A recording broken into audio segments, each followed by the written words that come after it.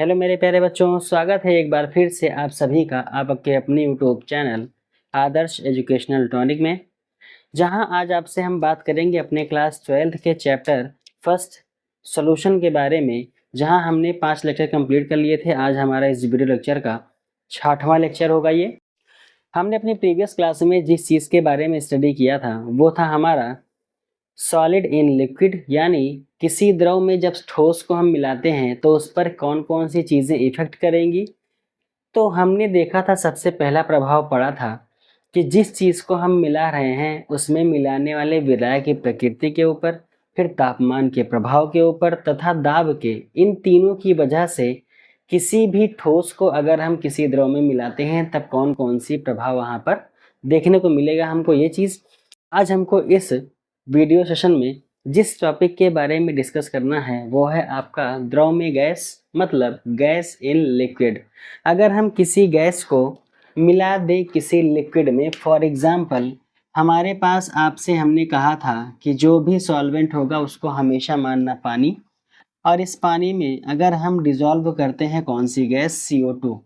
आप यहाँ पर मोटी मोटी सी बात कह सकते हो कि हम टोटली बेस्ड क्वेश्चन को, या आज जो टॉपिक हमारा है इस पर किस चीज़ के बारे में पढ़ेंगे, जैसे हम घर में कोल्ड ड्रिंक का यूज़ करते हैं, पीते हैं, इन सभी चीज़ों के बारे में। तो बस इतना याद रखना कि कार्बन डाइऑक्साइड है जो कि एक गैस है, H2O हमारा जो कि एक लिक्विड है, दोनों को आपस में मिलाना है। और इसी टॉपिक में आपके सामने एक नियम मिलेगा आपको जिसे कहा जाता है हेनरी का नियम। तो आइए इस टॉपिक के बारे में थोड़ा सा पॉइंट को नोट डाउन करते हैं।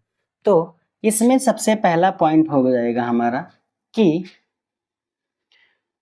अधिकतम गैसें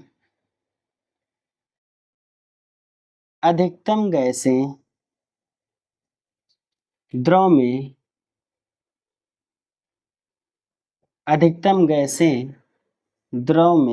घुलनशील होती हैं।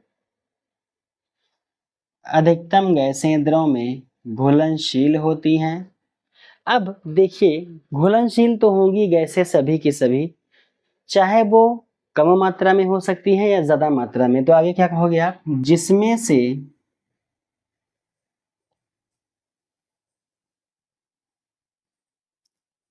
कुछ गैसें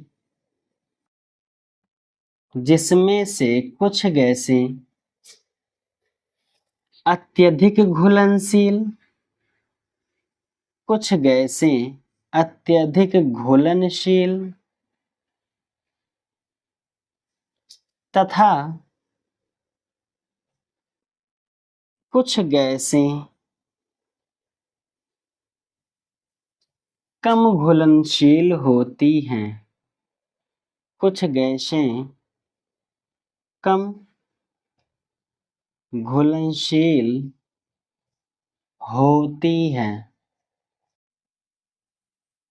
तो ये होगा हमारा पहला पॉइंट। हमको किसी द्रव में मिलाना है गैस को, तो गैसें तो सारी की सारी आपकी ज़्यादा से ज़्यादा घुलनशील होंगी, बट वहाँ ये चीज़ देखना पड़ेगा कि कौन सी गैसें ज़्यादा मात्रा में घुलेंगी या कौन सी गैसें हमारी कम मात्रा में घुलेंगी। अब ये डिपेंड किसके ऊपर करता है, तो बच्चों ये डिपेंड करता है, हर एक गैसों का अपना एक अवशोषण गुणांक होता है।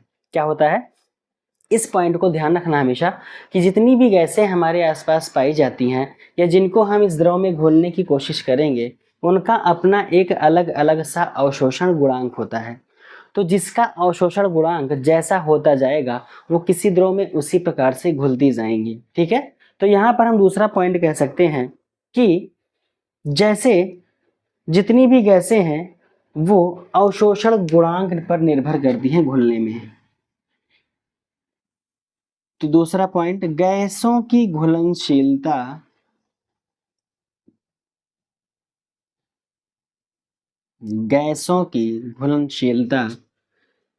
उनके अवशोषण गुणांक पर निर्भर करती है। किस पर करेंगी, अवशोषण गुणांक पर निर्भर करती हैं। एब्जॉर्प्शन कॉफिशिएंट, ठीक है, अवशोषण गुणांक पर निर्भर करती है। जिन गैसों का अवशोषण गुणांक जितना ज्यादा होगा वो उतने ही अच्छे से किसी द्रव में घुलेंगी। अगर इसका एग्जाम्पल हम आपके सामने दिखाना चाहें तब क्या हो जाएगा, जैसे 3 गैसें आपके सामने लेकर के चल रहे हैं। फॉर एग्जाम्पल हमारे पास ऑक्सीजन है, कार्बन डाइऑक्साइड है, ठीक। अब इसमें कहा जाए कि बताओ ऑक्सीजन अच्छे से घुलेगी या कार्बन डाइऑक्साइड अच्छे से घुलेगी, तो पहली चीज तो जो आपकी ऑक्सीजन होती है इसका अवशोषण गुणांक कम होने के कारण ये जल में कम घुलनशील है। क्या है, जल में कम घुलनशील है। ये क्या है, जल में कम घुलनशील है। इसी की जगह अगर हम कार्बन डाइऑक्साइड को लेते हैं तो ये आपकी अत्यधिक घुलनशील गैस है, ये बहुत अच्छे से घुलती है किसी द्रव में। तो आप क्या कहोगे इसे कि ये अत्यधिक घुलनशील है। इसी की जगह कोई आयनीकृत होने वाली गैस हम ले लें। आयनीकृत होने वाली गैस में जैसे मान लो हम ले रहे हैं क्या कि अगर हम HCl को तोड़ना चाहें तो हाइड्रोजन अलग क्लोरीन अलग, ये भी आपका अत्यधिक घुलनशील हो सकता है, सेम एज वही। तो क्या कहोगे आप, O2 हो जाएगा, जल में कम घुलनशील है। CO2 है, अत्यधिक घुलनशील है। तीसरा HCl भी हमारा क्या है, अत्यधिक घुलनशील, ये भी हमारा एक गैस कह सकते हो आप। अब यहाँ से बात हमने जो दूसरी की है अवशोषण गुणांक पर निर्भर करती है। आइए आपको कुछ गैसों का हम अवशोषण गुणांक बताते हैं और कहते हैं कि कौन कौन सी गैसें किस तरह से घुलनशील होंगी। आइए इसके बारे में। हीलियम, नाइट्रोजन, ऑक्सीजन, हाइड्रोजन, कितनी गैसें हमारे पास अभी है, 4। हीलियम हो गया, नाइट्रोजन हो गया, ऑक्सीजन हो गया और हमारा क्या हो जाएगा, हाइड्रोजन हो जाएगा। और इसी के साथ अगर देखा जाए तो हाइड्रोजन सल्फाइड HCl, ये भी ले सकते हो आप, हाइड्रोजन सल्फाइड HCl। और अगर लास्ट में हम लेना चाहें तो कार्बन डाइऑक्साइड। अब यहाँ से अगर देखा जाए तो कौन सी गैसें ज़्यादा घुलनशील होंगी, कौन सी कम। तो देखो जो हमारी हीलियम गैस है ये नाइट्रोजन से कम घुलनशील होती है। और यहाँ पर अगर देखा जाए तो नाइट्रोजन से ज़्यादा घुलनशील आपकी ऑक्सीजन हो जाएगी, हाइड्रोजन से भी ज़्यादा घुलनशील क्या हो जाएगी आपकी ऑक्सीजन। तो आप इसको ऐसे कर सकते हो क्या कि ऑक्सीजन भी हाइड्रोजन से ज़्यादा घुलनशील होगी, नाइट्रोजन से भी ज़्यादा घुलनशील होगी। या आप इसको उल्टा लिखना चाहो तो फिर भी लिख सकते हो। अगर हम यहाँ हाइड्रोजन कर दें, यहाँ पे ऑक्सीजन कर दें, तब हमारा ये क्रम ज़्यादा सही लगेगा, ये ऐसे। अब यहाँ से H2S फिर HCl, सबसे अच्छा कौन सा घुलेगा हमारा, कार्बन डाइऑक्साइड, ठीक, कार्बन डाइऑक्साइड हो जाएगा। या आप इसके अलावा कह सकते हो अमोनिया गैस ले सकते हो। तो हमारी कौन सी गैस हो सकती है यहाँ, अमोनिया। ये सारी गैसें जैसे जैसे इनका अवशोषण गुणांक एब्जॉर्प्शन कोफिशिएंट बढ़ता जाएगा उतने ही अच्छे से ये सारी गैसें इस द्रव में क्या होती जाएंगी, विलय होती जाएंगी। अवशोषण गुणांक बढ़ता जाएगा, गैसें आपकी अच्छे से घुलती जाएंगी। तो ये हमारा था क्या, आप कह सकते हो कि हमारा ये क्या है, ये हमारा हो जाएगा विलेयता का क्रम, सॉल्युबिलिटी ऑर्डर। ये हमारा क्या है, विलेयता का क्रम, किस प्रकार से गैसें आपस में घुलेंगी, ठीक। तो ये था हमारा पहला पेज जहाँ पर हमने आज क्या देखा कि द्रव में हमारी जो गैसें हैं वो कैसे घुलेगी। तो हमने आपको बताया कि गैसें तो सभी की सभी घुल जाती हैं, बट कुछ ज़्यादा घुलनशील होती हैं, कुछ कम घुलनशील। ज़्यादा घुलनशील कम घुलनशील होने का मतलब क्या है, जिसका अवशोषण गुणांक ज़्यादा होगा वो अच्छे से घुलेंगी, जिसका कम होगा वो कम घुलेंगी, ठीक। तो ये इतनी बातें हमारी आज की हो गई। अब आइए देखते हैं कि द्रव में जब हम गैस को मिलाएंगे तो इसकी विलेयता को कौन कौन से कारक प्रभावित कर सकते हैं, ठीक। तो आइए देखते हैं अपना अगला टॉपिक। तो बच्चों नेक्स्ट टॉपिक है आपका इसमें कि किसी भी द्रव में अगर हम गैस को घोल रहे हैं तो उसके घुलने में यानी उसकी विलेयता में उसको प्रभावित करने वाले कौन कौन से कारक हैं। तो देखिए यहाँ कारक कौन कौन से आएंगे, 4 कारक आपको यहाँ पर देखना है। कितने कारक हो जाएंगे आपके, 4। सबसे पहला कारक आपका हो जाएगा कि गैसों की प्रकृति, सबसे पहला कारक है आपका गैसों की प्रकृति, दूसरा हो जाएगा विलायक की प्रकृति,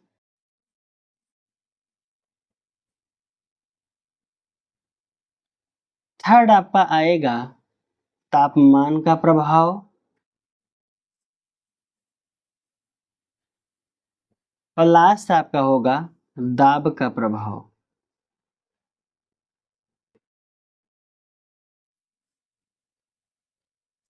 गैसों की प्रकृति को इंग्लिश में कहेंगे nature of gases,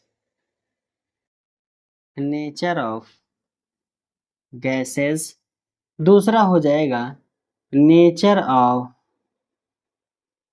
solvent, last one is effect of temperature, effect of temperature, और लास्ट हमारा हो जाएगा इफेक्ट ऑफ प्रेशर।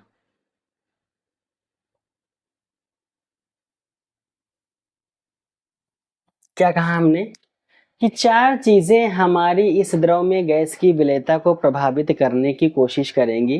पहला, गैसों की प्रकृति क्या होगी, विलायक की प्रकृति क्या होगी, तापमान का प्रभाव क्या होगा, लास्ट हमारा दाब का प्रभाव क्या होगा। तो इसमें से एक एक चीजों को हम डिस्कस करते आपके सामने चलेंगे। तो सबसे पहले हेडिंग लगाइए आप लोग गैसों की प्रकृति। अब गैसों की प्रकृति पे कैसे डिपेंडेंसी होगी इसकी, तो देखो आप, पहली चीज एक हमेशा याद रखना आप लोग कि जो गैसेज आपकी होती हैं उनमें से गैसें भी कभी कभी आयनीकृत हो जाती हैं। आयनीकृत का मतलब प्लस और माइनस जो आवेशों में टूट जाए, या प्लस माइनस आयन जिसके पास हो वही आयनीकृत गैसें होंगी। अब जब गैसें आयनीकृत हो जाती हैं तब वो अच्छे से किसी भी विलायक में आसानी से घुल सकती हैं। तो पहला पॉइंट इसमें ही बनाएंगे कि जो गैसें विलायक से क्रिया करके यौगिक बनाती हैं, जो गैसें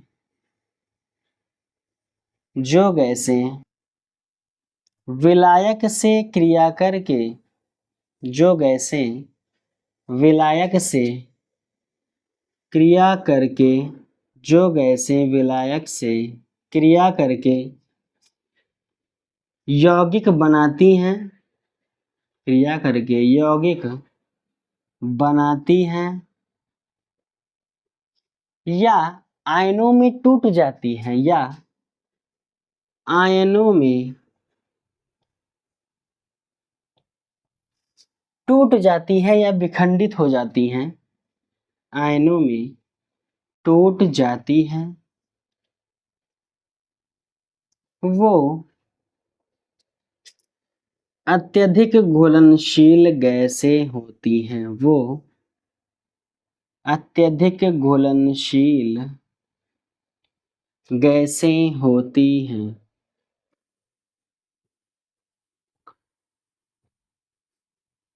इसका एग्जाम्पल अगर हम देखना चाहें क्या क्या चीजें हो जाएंगी हमारी, तो आइए देखते हैं इसका एग्जाम्पल में जैसे अगर हम पहली गैस लेना चाहें अमोनिया, कौन सी गैस है आपकी, अमोनिया। अब अमोनिया को हमने मिलाना चाहा पानी में, मतलब किसमें, H2O में। अब इसको अच्छे से अगर आयनीकृत करना हो तो पूरे तरीके से ये अपने आयन में टूटेगा। टूटने के बाद में इनमें क्या हो जाएगी, रिएक्शन। तो पहली चीज तो बन जाएगा हमारा NH3, यहाँ से है, एक यहाँ से जाएगा NH4, आगे हो जाएगा OH। अब ये कंपाउंड कौन सा बना हमारा, अमोनियम हाइड्रोक्साइड।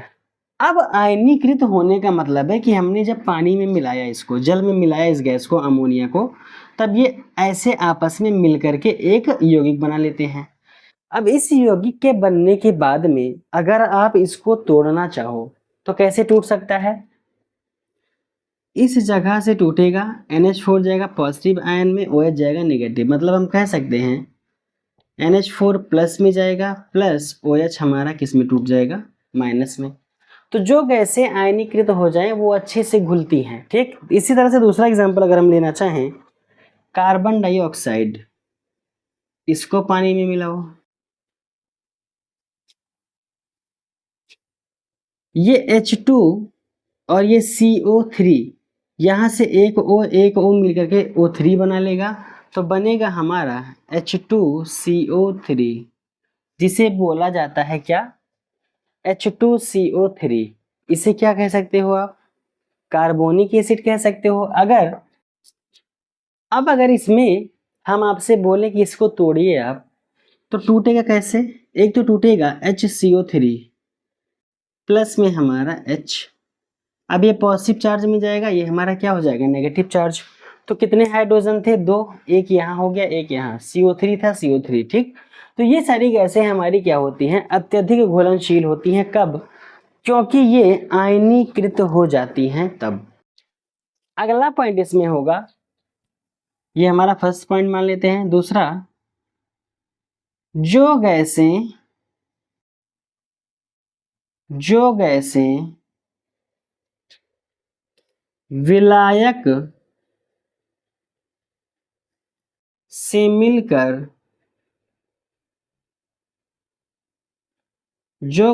विलायक से मिलकर आयनीकृत नहीं होती हैं,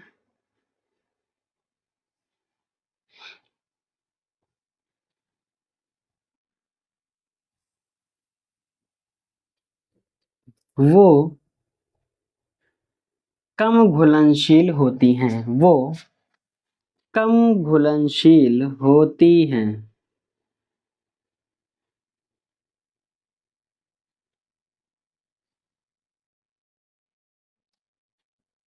हमने क्या कहा कि जो गैसें विलायक से मिलकर आयनीकृत ना हो, वो कैसी होंगी, कम घुलनशील होंगी, या कोई यौगिक ना बनाए फिर भी कम घुलनशील होंगी।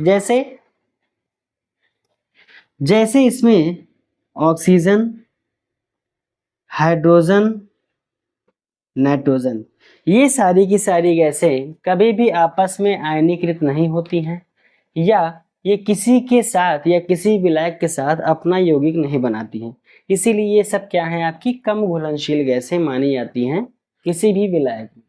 तो ये इतना था हमारा पहला पॉइंट, गैसों की प्रकृति। अब आइए नेक्स्ट पॉइंट देखते हैं, विलायक की प्रकृति।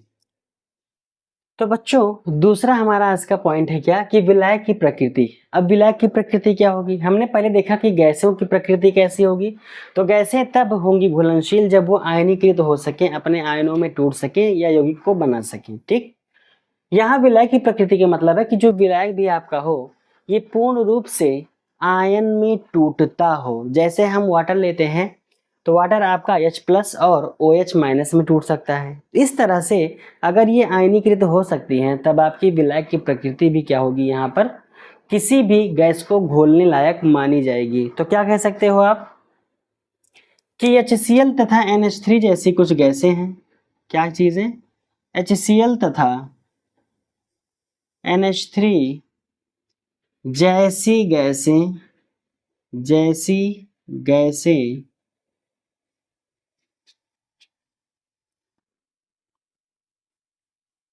अत्यधिक घुलनशील हैं,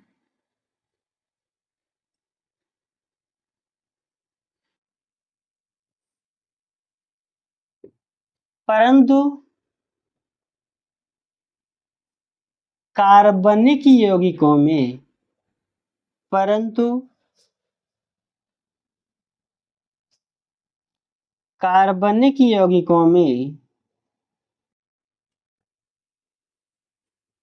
ये गैसें कम घुलनशील हैं। कार्बनिक यौगिकों में ये गैसें कम घुलनशील हैं, ठीक। क्या कहा हमने कि जो HCl आपका है, NH3, ये सारी की सारी गैसें अत्यधिक घुलनशील हैं, क्योंकि इनका अवशोषण गुणांक बहुत ज्यादा होता है।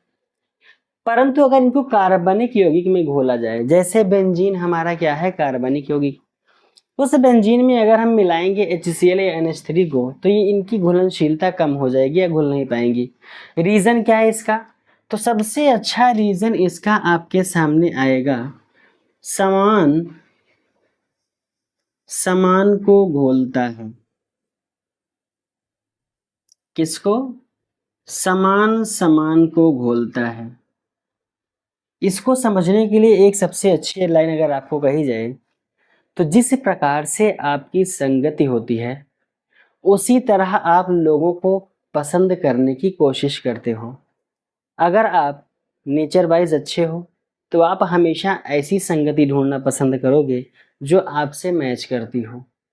नेचर वाइज आप थोड़ा सा गलत नेचर के हो फिर भी आप उसी संगति में जाने का प्रयास करोगे जैसा नेचर आपका है। तो यहाँ भी सेम चीज़ वही है कि समान समान को घोलेगा, मतलब कार्बनिक यौगिकों में जो गैसें घुलेंगी वो भी स्वयं कार्बनिक होंगी या स्वयं उनके पास कार्बन हो सकता है। दूसरी चीज़, आयन में टूटने वाली गैसें हमेशा आयनिक में ही घुलना चाहेंगी। कहने का साफ मतलब है कि जैसा जो होगा उसी प्रकार से दूसरे को घोलेगा। इसीलिए कहा जाता है समान समान को घोलता है। इसकी इंग्लिश बहुत प्यारी सी होती है लाइक डिसॉल्व लाइक कॉन्सेप्ट। क्या होता है? Like dissolve like concept. जैसे अगर आपसे हम कहें कि हमारे पास घोलना है HCl को पानी में, क्या कहा हमने कि हमारे पास फॉर एग्जाम्पल HCl गैस है, अब इसको हमको घोलना है पानी में। तो आप देखो कि यहाँ पर भी पॉजिटिव नेगेटिव है, यहाँ पर भी पॉजिटिव नेगेटिव है। अगर इसके पास भी सेम एज वही है जो इसके पास है तभी आपस में ये दोनों क्या होंगी? घुलेंगी। आप कह सकते हो यहाँ पर कि जो समान समान को घोलने का कॉन्सेप्ट है, अगर इसको अच्छे से देखा जाए तो H हमारा और Cl हमारा बॉन्ड से जुड़े होते हैं, जहाँ H प्लस और Cl क्या होगा? आपका माइनस। इसी तरह से अगर ऑक्सीजन और हाइड्रोजन को ले लें हम पानी, तो ये भी हमारा सेम एज ये, जहाँ से ये पार्शियल नेगेटिव, ये पार्शियल पॉजिटिव, ये भी पार्शियल क्या होता है? पॉजिटिव। अब ये प्लस माइनस की प्रकृति में है मतलब आयनिक है, ये भी प्लस माइनस की प्रकृति में है मतलब आयनिक है। तो इसके पास भी आयंस है, इसके पास भी आयंस है, ये दोनों आपस में क्या हो सकते हैं? घुल सकते हैं। परंतु अगर इसी में हम आपसे कहें कि भैया आप HCl गैस फिर से ले लो और इसमें मिला दो इस बार कार्बनिक कंपाउंड को। किसको? कार्बनिक कंपाउंड। इसे क्या कहा जाता है? बेंजीन।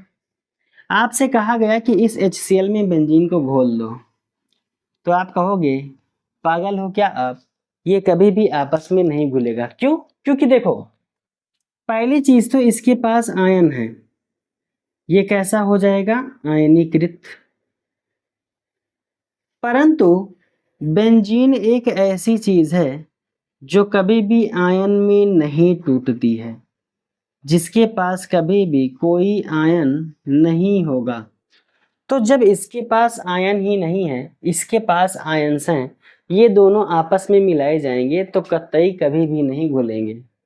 तो आप क्या कह सकते हो कि जो जैसा है सेम एज उसी को घोलना चाहेगा। इसी तरह से अगर आपसे हम बोले, जैसे कोई पदार्थ एक ले लो आप, जैसे कहा जाता है पेट्रोल। पेट्रोल भी हमारा क्या होता है? वो भी आयनीकृत नहीं है।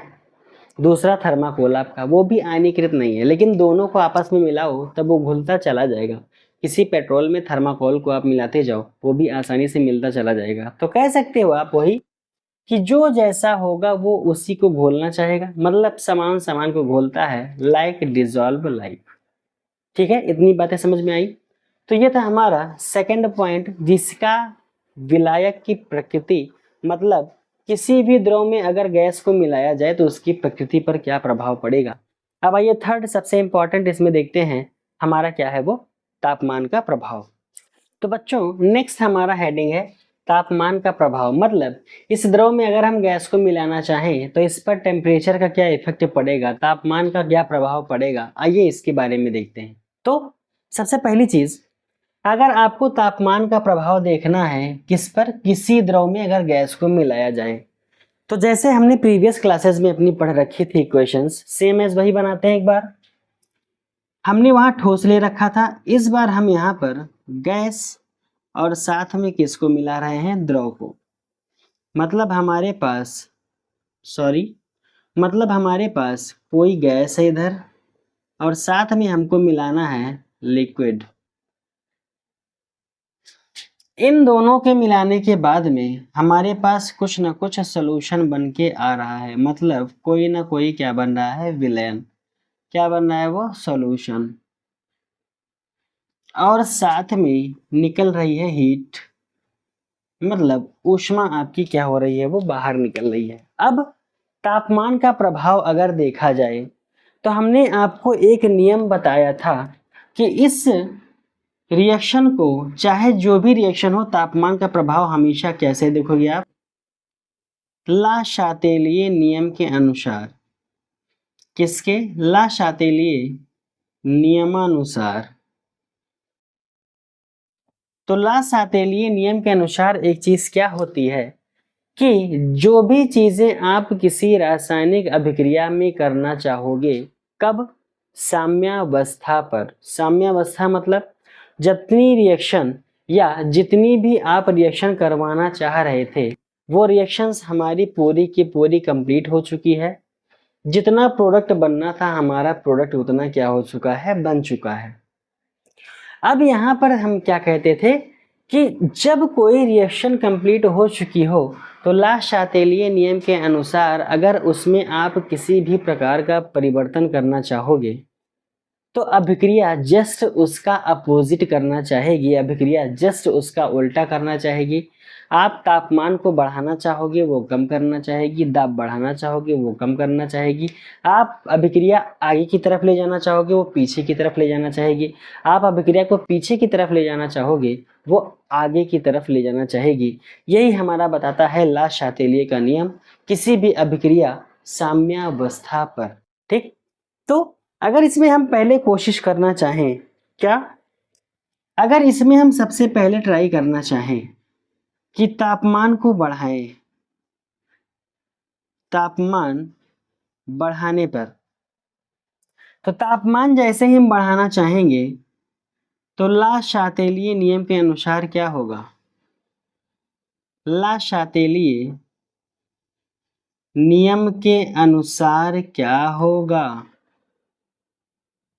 तो ला शातेलिए नियम अनुसार होगा कि अभिक्रिया तापमान को कम करना चाहेगी, अभिक्रिया तापमान को क्या करना चाहेगी, कम करना चाहेगी। कैसे, ला शातेलिए नियम के अनुसार हमने आपको बताया है कि जब भी हम तापमान को बढ़ाना चाहेंगे तो इस नियम के कारण से अभिक्रिया उस तापमान को कम करना चाहेगी। जैसे ही तापमान कम होना शुरू होगा तो ये अभिक्रिया आपकी गैस को द्रव में मिलाने पर विलयन बना और हीट निकल रही है।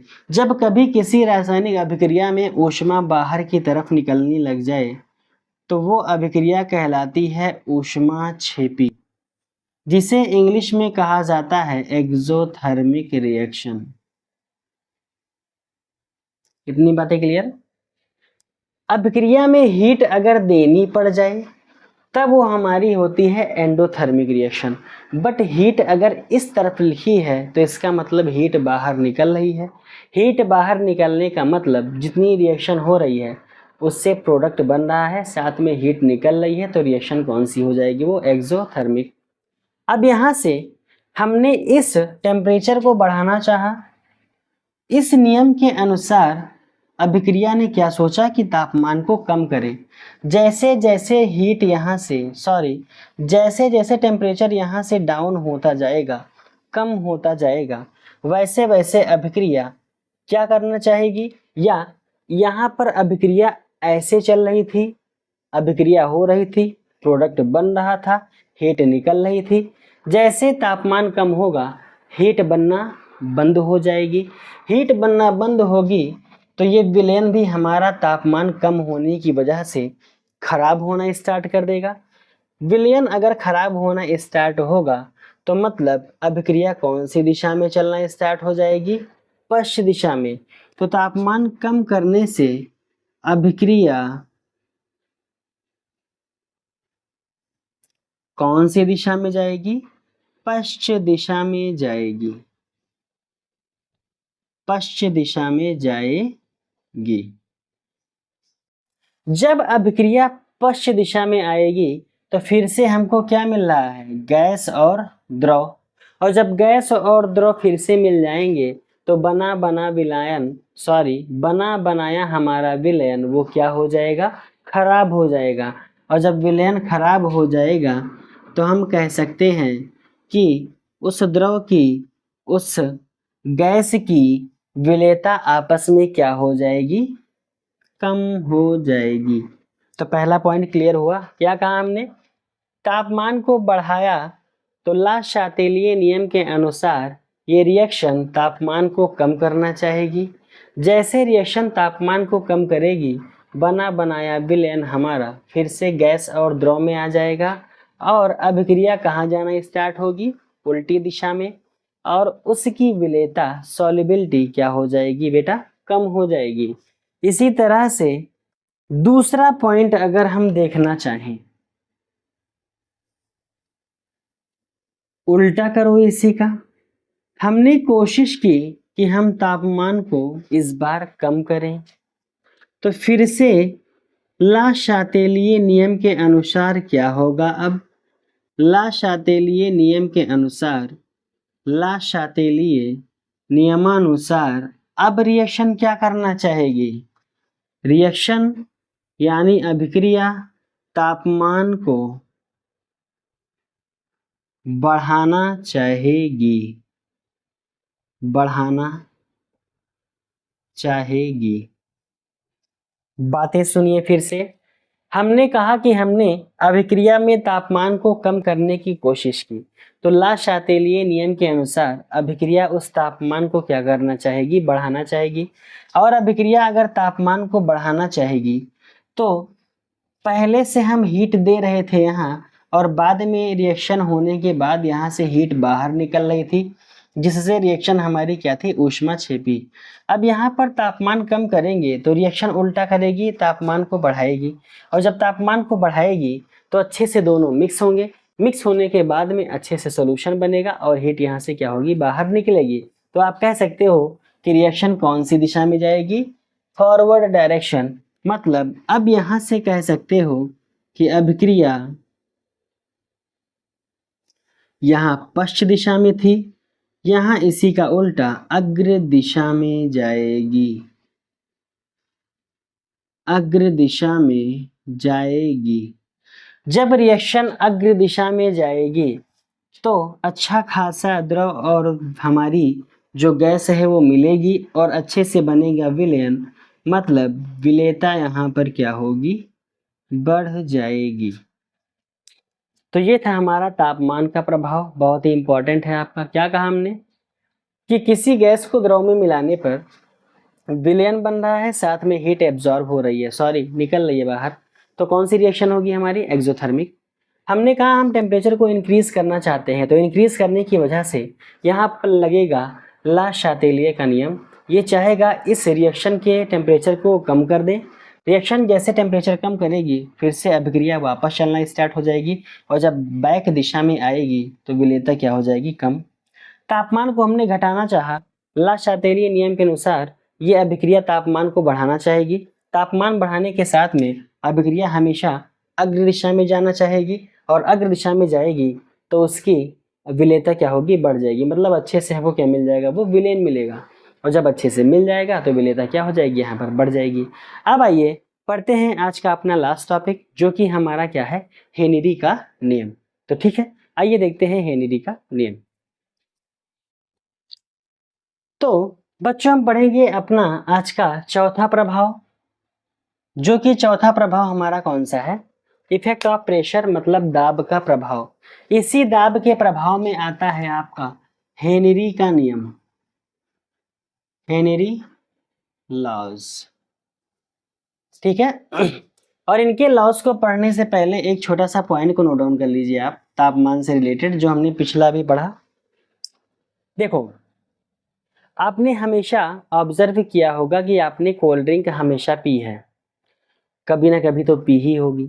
तो कोल्ड ड्रिंक पीने की वजह से आप देखते हो कि जैसे हम कभी भी ढक्कन को खोलना स्टार्ट करते हैं तो वहां से बहुत सारी तेजी से गैसें बाहर निकलना क्या होती है, स्टार्ट करती हैं।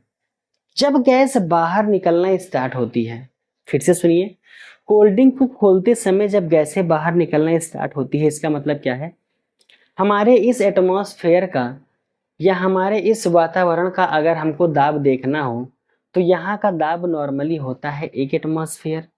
लेकिन जब कोल्ड ड्रिंक हमारी भरी जाती है तो बहुत ज़्यादा प्रेशर पे अप्लाई करके भरी जाती है। ठीक। अब हमने जो पिछला पढ़ा अपना तापमान का प्रभाव, अभी दाब वाला आपको बताएंगे, पहले सुन लीजिए जो हम बोल रहे हैं। हमने आपको बताया क्या तापमान का प्रभाव। आप देखते हो कि जिस समय कोल्ड ड्रिंक आपकी बाई चांस ठंडी ना हो किसी वजह से, तो ठंडी ना होने पर आप उसको जब पीना स्टार्ट करते हो तब बहुत बकवास सा टेस्ट आएगा। आपको जो भी फ्लेवर उसमें मिला होगा उस फ्लेवर को अच्छे से बारीकी से पहचानने का, टेस्ट करने का मौका नहीं मिलेगा।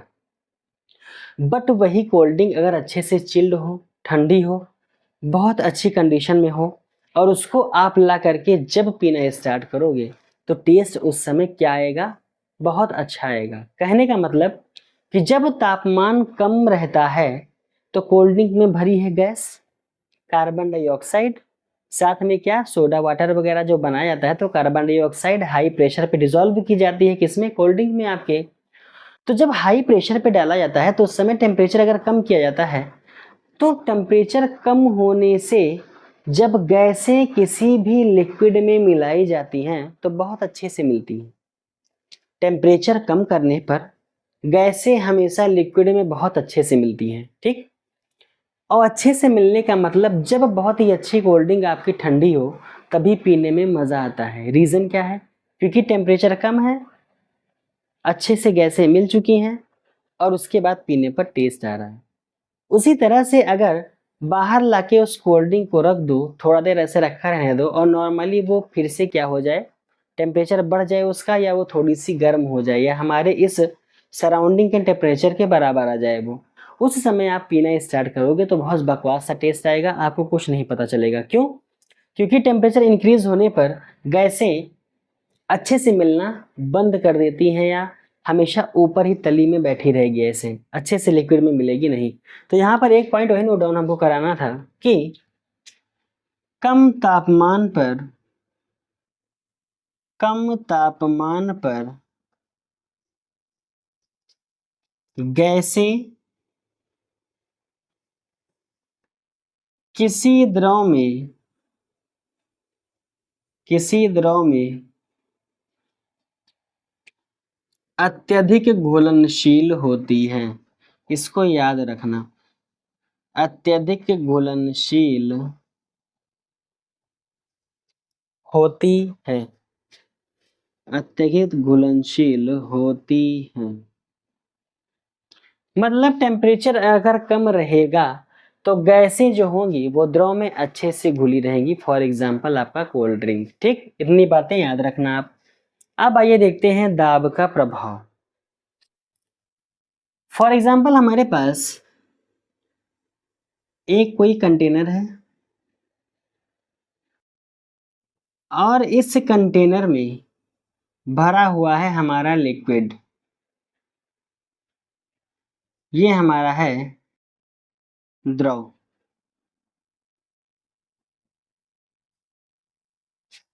आपको पता है कि द्रव हमेशा आपका नीचे रहेगा और इसमें जो गैसें मिलाई जाएंगी उन गैसों के कण कहाँ होंगे, सरफेस पर होंगे, ऊपर की तरफ। क्यों?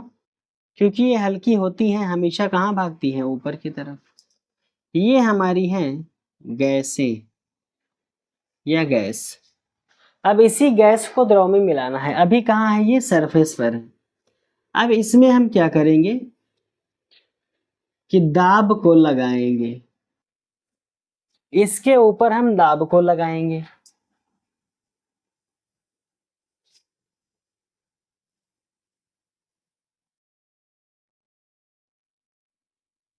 दाब को लगाने से जो गैसों के कण थे वो इस पानी में मिलना क्या हो जाएंगे, स्टार्ट।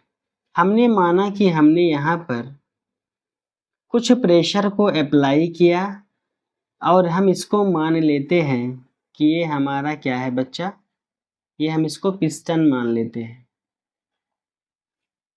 अब यहाँ पर ये बन गया विलयन, और विलयन बना किस चीज का, द्रव प्लस गैस का।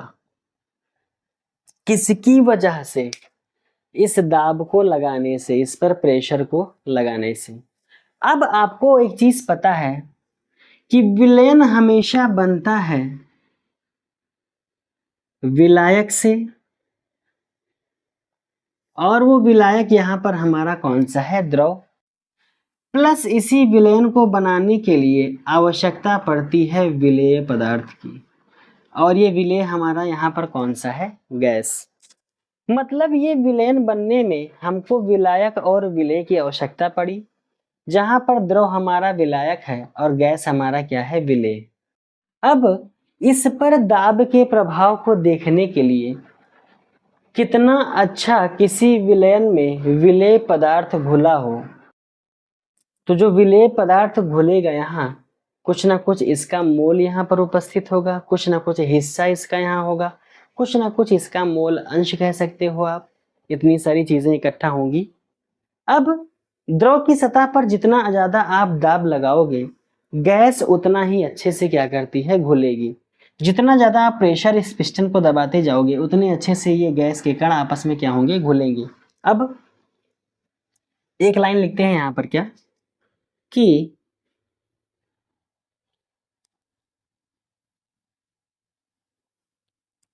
द्रव की सतह पर, द्रव की सतह पर जितना अधिक दाब होगा, द्रव की सतह पर जितना अधिक गैस का दाब होगा, जितना अधिक गैस का दाब होगा उतना ही अधिक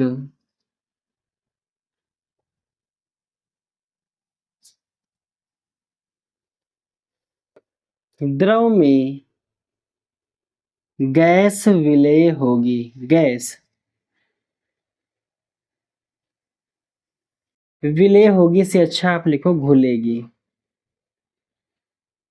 क्या कहा हमने कि जितना ज्यादा आप इस द्रव की सतह पर प्रेशर लगाओगे, जितना अधिक इस गैस का प्रेशर होगा उतना ही अधिक अच्छे से द्रव में क्या होगी, गैस वो घुलेगी। और इसी द्रव को गैस में घुलने की वजह से जो यहाँ पर नया रोल निकल के आता है उसी को कहा जाता है हेनरी का नियम। हेनरी का नियम। अब डिफिनीशन भी आपको लिखवाएंगे, इसकी डेरिवेशन भी है। कैसे करना है देखो, हेनरी का नियम लगता कैसे है, क्या कहा हमने कि जितना अधिक इस पर प्रेशर लगाओगे उतना ही ज्यादा ये गैस भी प्रेशर लगाएगी, कहाँ, जो पानी भरा उसकी सतह पर। और जितना ज्यादा गैस प्रेशर लगाएगी उतना ही अच्छे से हमारी द्रव में ये गैस घुलेगी। कहने का मतलब जितना प्रेशर आप लगाते जाओगे उतना ज्यादा हमारा गैस घुलेगी। और गैस यहाँ पर क्या है, विलेय पदार्थ। अब कितनी मात्रा में गैसें यहाँ उपस्थित हैं ये किस पर निर्भर करेगा, इन गैसों के मोल पर, इन गैसों के मोल अंश पर, कितना हिस्सा है इस गैस का उस पर। तो जितनी अत्यधिक गैसों के मोल इस द्रव में उपस्थित होंगे उतना ज्यादा ही इस द्रव की सतह पर प्रेशर लगेगा गैस का, और उतनी ही ज्यादा ये अच्छे से इस द्रव में घुल पाएंगी। तो जो चीज यहाँ मेन आती है वो आता है इस गैस का हिस्सा, और इस गैस के हिस्से को हम कह सकते हैं इसका मोल। या इसी को हम कह सकते हैं इसका मोल अंश। और हमने आपको बहुत पहले बताया है कि मोल अंश को रिप्रेजेंट करते हैं x से।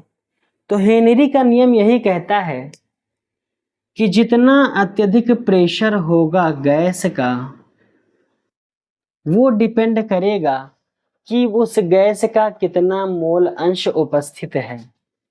तो प्रेशर इज डायरेक्टली प्रोपोर्शनल हो जाएगा मोल अंश किसके, गैस के। अब आपको हमने बताया है कि पार्शियल प्रेशर प्रेशर आपका होगा डायरेक्टली प्रोपोर्शनल, मोल अंश का मतलब क्या होगा आपका x।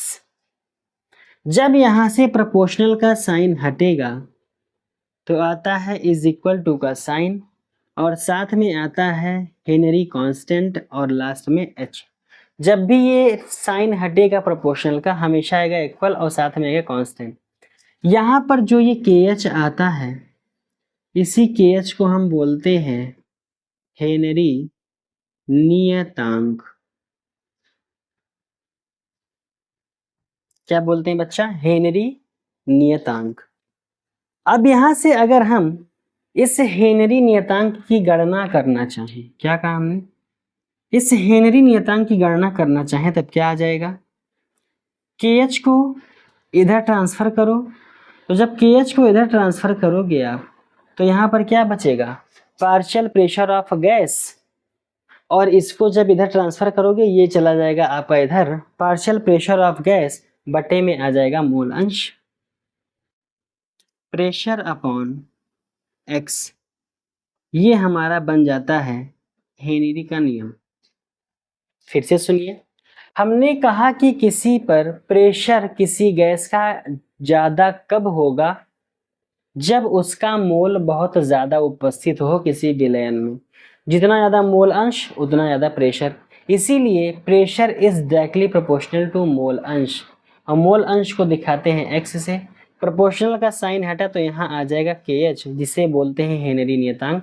x का मतलब मोल अंश। अगर इस KH को ट्रांसफर कर दिया जाए इधर, तो ये आपका x इस P की क्या हो जाएगा, अनुपात में यानी रेशियो में, तो P हो जाएगा प्रेशर डिवाइडेड बाई x, जहां P हमारा क्या है, गैस का दाब, x क्या है, मोल अंश।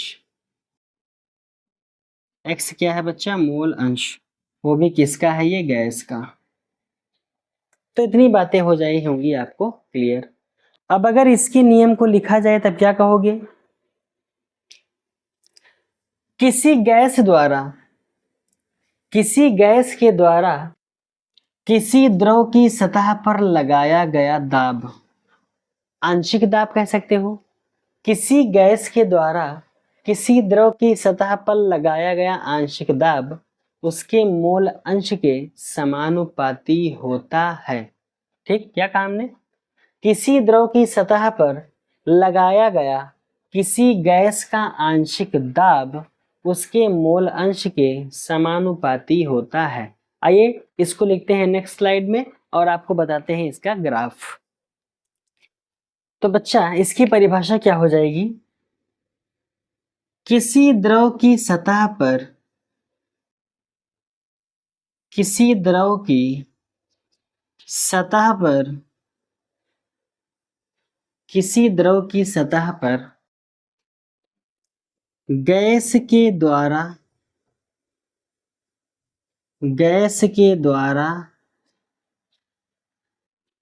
लगाया गया आंशिक दाब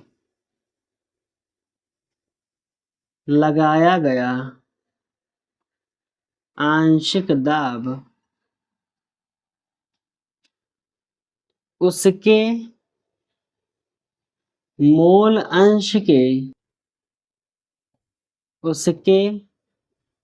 मोल अंश के समानुपाती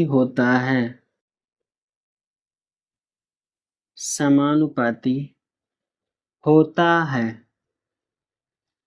किसी द्रव की सतह पर गैस के द्वारा लगाया गया आंशिक दाब उसके मोल अंश के समानुपाती होता है। अब इसमें आइए देखते हैं इसका ग्राफ कैसे बनेगा। फिर नेक्स्ट क्लास में पढ़ेंगे इसका हेनरी नियम का एप्लीकेशन या इसका अनुप्रयोग। ठीक, आइए देखते हैं इसका अनुप्रयोग।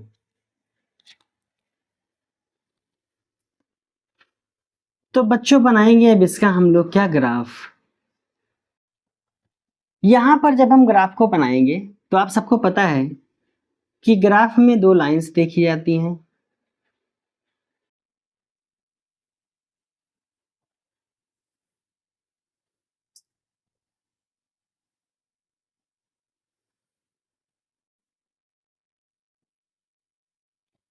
एक को मान लेते हैं हमारा एक्स एक्सिस, दूसरा हमारा होता है कौन सा, वाई एक्सिस।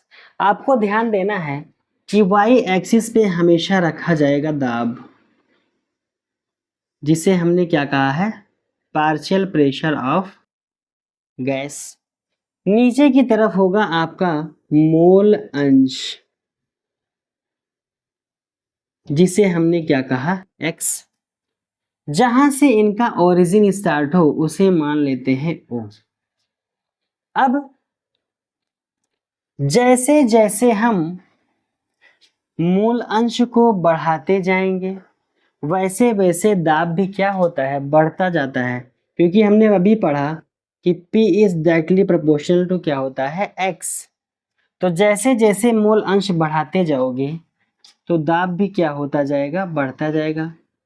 अगर आप मोल अंश कम करते जाओगे तो दाब भी क्या होता जाएगा, कम होता जाएगा। तो क्या कहोगे, हमने माना कि मोल अंश हमारा एक पॉइंट ये है, हमने बढ़ाया, फिर मोल अंश बढ़ाया, फिर मूल अंश बढ़ाया, फिर मूल अंश बढ़ाया, फिर मूल अंश बढ़ाया। जैसे जैसे हम मूल अंश को बढ़ाते जा रहे हैं वैसे वैसे दाब भी क्या होता जाएगा, बढ़ता जाएगा, क्योंकि हेनरी के नियम के अनुसार जो हमारा दाब होगा वो मूल अंश के समानुपाती होता है।